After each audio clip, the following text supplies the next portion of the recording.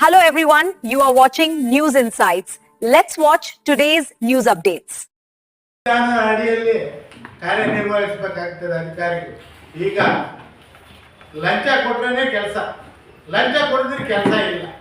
ಇದು ಘಂಟಾಘೋಷವಾಗಿ ನಾನು ಹೇಳ್ತಾ ಇದ್ದೀನಿ, ಸರ್ಕಾರಕ್ಕೂ ಹೇಳ್ತಾ ಇದ್ದೀನಿ. ಈಗ ಮಾನ್ಯ ಸಚಿವರು, ಸಮಾಜ ಕಲ್ಯಾಣ ಸಚಿವರು ಮನೆ ಮುಂದೆನೂ ಹೇಳಿ ಬಂದಿದ್ದೀನಿ.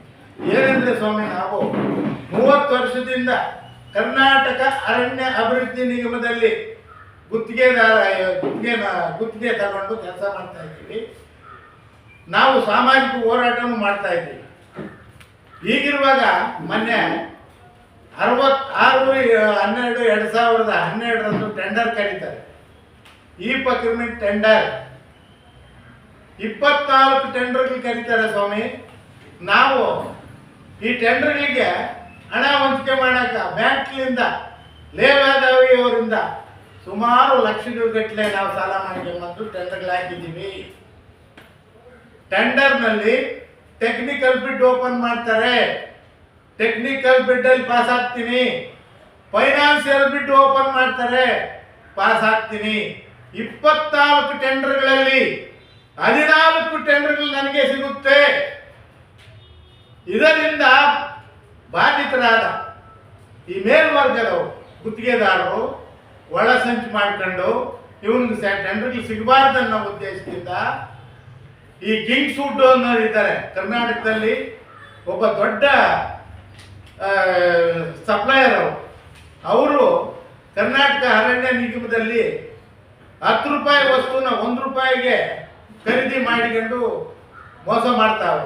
ಇವರು ಮತ್ತು ಗುತ್ತಿಗೆದಾರರೆಲ್ಲ ಸೇರಿ ನನಗೆ ಯಾವುದೇ ಕಾರಣಕ್ಕೂ ಟೆಂಡರ್ಗೆ ಸಿಗಬಾರ್ದು ಅನ್ನೋ ಉದ್ದೇಶದಿಂದ MD ಮ್ಯಾನೇಜಿಂಗ್ ಡೈರೆಕ್ಟರ್ ಯಾರೋ ವಿಜಯಮೋಹನ್ ರಾಜ್ IFS ಮತ್ತು ಕಾರ್ಯನಿರ್ವಾಹಕ ನಿರ್ದೇಶಕ ಶಿವಮೊಗ್ಗ ಹನುಮಂತರಾಯಪ್ಪ, ವಿಭಾಗೀಯ ವ್ಯವಸ್ಥಾಪಕರಾದ ಸುರೇಶ್ CN ಇವರಿಗೆ ಒಳಸಂಚು ಮಾಡಿಕೊಂಡು ಒಳ ಒಪ್ಪಂದ ಮಾಡಿಕೊಂಡು ಲಕ್ಷಾಂತರ ರೂಪಾಯಿ ಲಂಚ ಕೊಟ್ಕೊಂಡು ಇವತ್ತು ನನ್ನ ಟೆಂಡರ್ಗಳನ್ನ ವಿನಾಕಾರಣ ಇವನಿಗೆ ಮುಂದೆ ಬರಬಾರ್ದು, ಪರಿಶಿಷ್ಟ ಜಾತಿ ಮುಂದೆ ಬರಬಾರ್ದು, ಇವನು ತಪ್ಪಿಸ್ಬೇಕನ್ನೋ ಉದ್ದೇಶದಿಂದ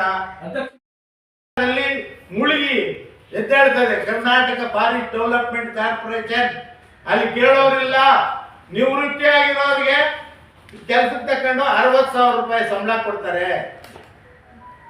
ಇನ್ನೊಂದು ಅಡ್ವಾನ್ಸ್ ವರ್ಕ್ ಕ್ಲೋಸ್ ಮಾಡ್ತಾರೆ, ಟೆಂಡರ್ಗೆ ಕರೆಯೋದಿಲ್ಲ. ಸರ್ಕಾರ ಘನ ಸರ್ಕಾರ ತುಂಡು ಗುತ್ತಿಗೆ ರದ್ದು ಮಾಡಿ ವರ್ಷಗಳಾಯ್ತು. ಇವತ್ತು ತುಂಡು ಗುತ್ತಿಗೆ ಮಾಡಿ ಲಕ್ಷಾಂತರ ರೂಪಾಯಿ ಹೊಡಿತಾರೆ. ಈ ಒಂದು ವಿಜಯಮೋಹನ್ ರಾಜು IFS ಅವಕಾಶಗಳಿದ್ರು ಸಹಿತ ನಮ್ಮನ್ನು ವಂಚನೆ ಮಾಡಿ ಇವತ್ತು ನನ್ನ ಬೀದಿ ಪಾಲು ಮಾಡಿದ್ದಾರೆ. ನಾನು ಲಕ್ಷಾಂತರ ರೂಪಾಯಿ ಸಾಲ ಮಾಡಿ ನಾನು ಬೀದಿ ಪಾಲು ಸಾವು ಬದುಕಿನಲ್ಲಿ ಹೋರಾಡ್ತಾ ಇದ್ದೀನಿ. ಇಂಥ ವ್ಯವಸ್ಥೆ ನಮ್ಮ ದೇಶದಲ್ಲಿ ಬೇಕಾ ಸ್ವಾಮಿ? ಪ್ರಜಾಪ್ರಭುತ್ವ ರಾಷ್ಟ್ರ ಇದು, ಪ್ರಜೆಗಳಿಗಾಗಿ ಇರುವಂತ ದೇಶ. ನಮಗಾಗಿ ಅಧಿಕಾರಿಗಳು ನಮ್ಮಿಂದ ನಮ್ಮ ಟ್ಯಾಕ್ಸ್ಗಳು ತಿಂದು ನಮ್ಮ ಟ್ಯಾಕ್ಸ್ಗಳಲ್ಲೇ ಇವರು ಸಂಬಳಗಳು ಕೊಟ್ಟು ಇವರು ನಮ್ಗೆ ವಂಚನೆ ಮಾಡ್ತಾರಂದ್ರೆ ಇನ್ನು ನಾವು ಏನು ಹೇಳ್ಬೇಕಾಗಿದೆ ಸ್ವಾಮಿ? ತಾವೇ ಆಲೋಚನೆ ಮಾಡಬೇಕು. ಇದನ್ನ ಗಂಭೀರವಾಗಿ ಪರಿಗಣಿಸಬೇಕಾಗಿದೆ. ಸರ್ಕಾರನೂ ಇದ್ರ ಬಗ್ಗೆ ಎಚ್ಚೆತ್ಕೊಬೇಕಾಗಿದೆ. ಸರ್ಕಾರಗಳು ನಡೀತಾ ಇರೋದೇ ಈ ಟೆಂಡರ್ಗಳ ಕಮಿಷನ್ಗಳಿಂದ. ನಾನು ಸಾಬೀತು ಮಾಡ್ತೀನಿ. ಬಿಜೆಪಿ ಸರ್ಕಾರ ಇದ್ದಾಗ 40%, ಈಗ ಯಾವ ಪರ್ಸೆಂಟ್ ಐತೆ? ಮಾನ್ಯ ಭೀಮಣ್ಣ ಇವರು ನಮ್ಮ ಫಾರೆಸ್ಟ್ ಮಿನಿಸ್ಟ್ರು ಇದಕ್ಕೆ ಉತ್ತರ ಕೊಡ್ಬೇಕು. ಈಶ್ವರ್ ಖಂಡ್ರೆ ಸಾಹೇಬರು ಇಂಥ ಅಧಿಕಾರಿಗಳು ಮಾಡ್ಕೊಂಡು ಏನ್ ಮಾಡ್ತಾ ಇದ್ದಾರೆ ದೇಶದಲ್ಲಿ? ಈ ದೇಶದಲ್ಲಿ ನಾವು ಬದುಕಬೇಕಾ? ಸಮಾಜದಲ್ಲಿ ನಾವು ಬಾಳ್ಬಹುದಾ? ಸಾಮಾಜಿಕ ಬಹಿಷ್ಕಾರ ಹಾಕಿದಾರಲ್ಲ, ಒಬ್ಬ SCಗಿರೋ ಅಂತ ಔಷಧಿ ಹಕ್ಕುಗಳನ್ನ ಕಿತ್ಕೊಂಡ್ರು ಅಂತ ವಿಚಾರ ಇದೆ. ಇದಕ್ಕೆ ಈ ಥರ ಅನ್ಯಾಯ ಆದರೆ ನೀವು ಜಾರಿ ನಿರ್ದೇಶನ, ನಾಗರಿಕ ಜಾರಿ ನಿರ್ದೇಶನಾಲಯ ಅಂತ ಇದೆ.